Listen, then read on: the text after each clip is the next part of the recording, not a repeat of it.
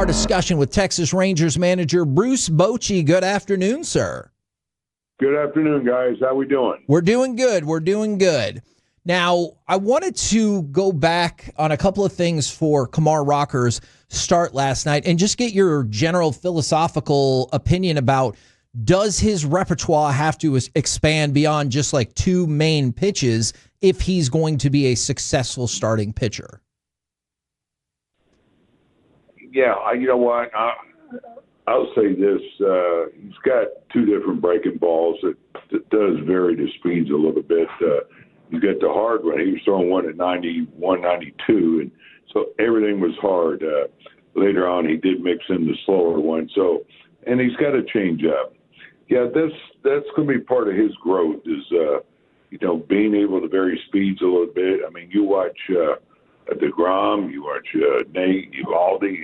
These guys, they have big arms, but they also, have other pitches that they use that they get them off everything being real hard. And so anyway, that's going to be important for him to be able to recognize when it's time to, flip a curveball over or just get him off your hard stuff. He's got great stuff. I mean, with that stuff he had last night, it's hard to believe he gave up 5 runs. Now he shot himself in the foot. And that's the other thing he's got to get so much better at, the peripherals that need to improve, around the mound. I'm talking about holding runners, that little things, getting over to first, just, filling his position. We call it PFP. And I can tell you, nobody works on it harder than we do in the spring. And, but, that's a little bit of a lack of experience. He missed a lot of time with the surgery, hasn't had a ton of innings in professional ball. But that's a big part of the game, especially, I think, in today's game. You get so many close games, and so those things have to get better, too. Yeah, we actually, during spring training, got to see a little bit of those PFPs. Yeah. It is exhausting. That part of it, though, he hasn't played a lot of pro ball. Is it fair to say that he's kind of learning on the company dime on those? And do y'all have the patience for that, or is there something else that he needs to go get that extra experience? Yeah, well, these are things we're talking about, but yeah, when you have injuries, sometimes you're kind of in a box a little bit. Sure, ideally, we would have liked him to have another start down there, get stretched out to where he could go 85, 90 pitches, to get a little bit more comfortable on the mound. You go out and throw 4 perfect innings like he did to start before. Well, he never had to throw out a stretch or anything. But, that's a big part of a pitcher's job is the old runners, the way guys are running now. And that's an area where I think Leiter has made a ton of improvement. And so, yeah, it's going to get better. You learn from your mistakes. But, this is something that, the game awareness part, that's such a huge part of our game. And he'll get better. We'll keep working with him. When you see Wyatt Langford make the amazing leap to avoid a tag, are you impressed and at the same time maybe a little nervous, like, oh, my gosh, that is really high up in the air? Yeah, you know what? You're right. I talked about that last night. It was impressive. And what a great photo. I bet he's going to sign a few thousand of those people that want him to sign it. Just as we saw it on the scoreboard. I mean, I said, that's a beautiful pick there. But I was nervous because if you don't land on that bag right, you snap an ankle, and that's the last thing we want to see what happened. He just showed his athleticism there, but still, you land just a little bit wrong, and I've seen it a lot of times in our game where they hit that bag, where they're jumping for it, trying to leg out an infield hit or something, and that's when that happens. And you're right, he was way up there, so thankfully he landed right in the middle of the bag. I'm not sure how they missed him. By the way, how's Evan Carter's face doing? I'm trying to figure out how that ball skipped off the wall and got him like that last night. Yeah, no, he's doing fine. He's doing fine. We're gonna, obviously work him in. I think it's just going to get better with him. With time. At the same time, we want to monitor his workload and keep Osuna involved. and so you'll see a bit of a rotation at times with Dolly and these guys looking at who we're facing matchups and things like that. So, but no, he's doing fine. When you mentioned Adolis Garcia, I was really curious, like when mechanical changes get brought up, like I know Chris Young had talked about that, what all does that entail? And then also, how has Adolis Garcia's attitude been, like mentally, during all of this?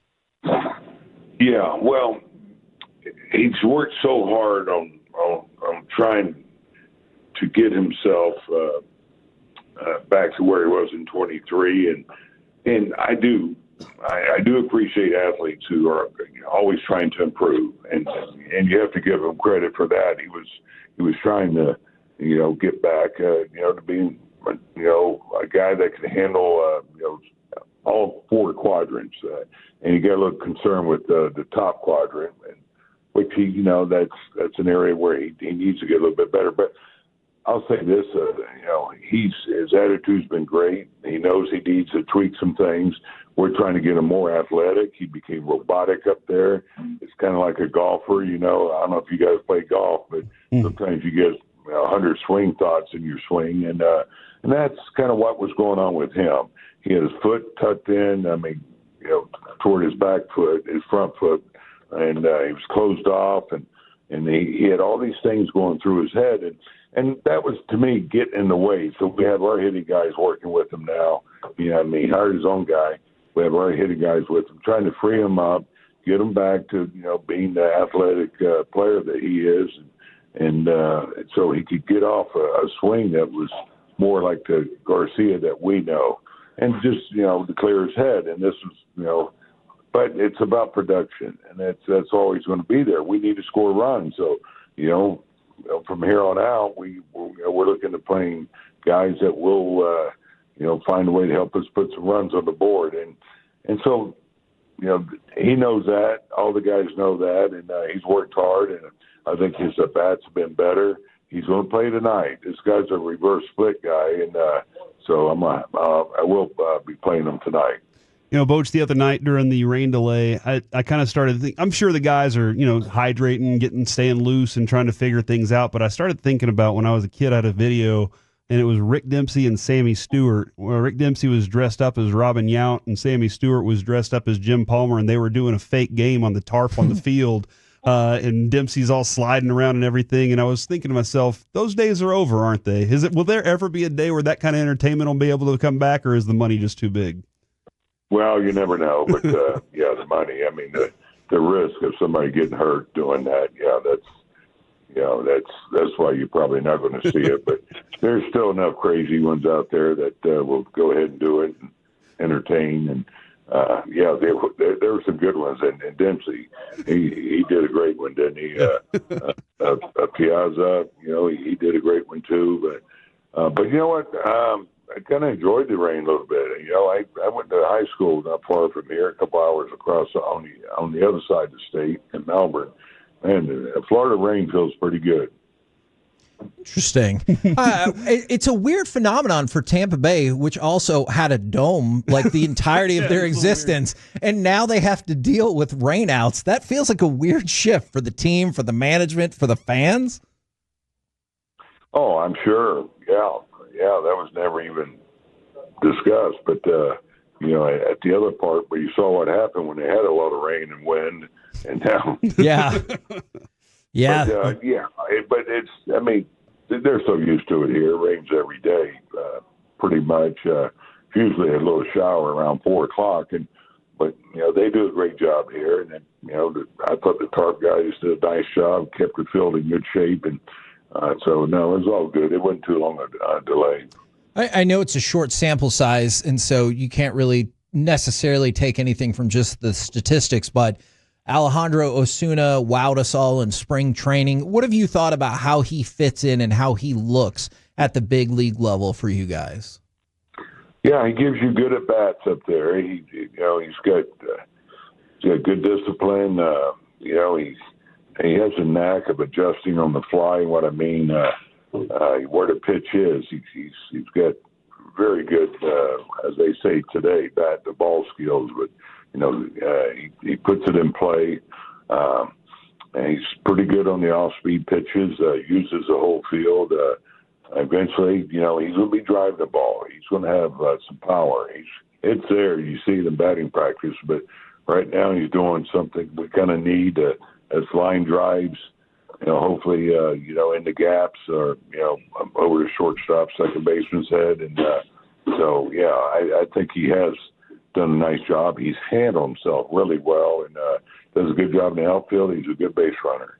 The AllStar Balloting opened up yesterday. I'm curious your thoughts for contemporary baseball players and guys in your clubhouse, how big of a deal it still is to get selected and voted for the All-Star team.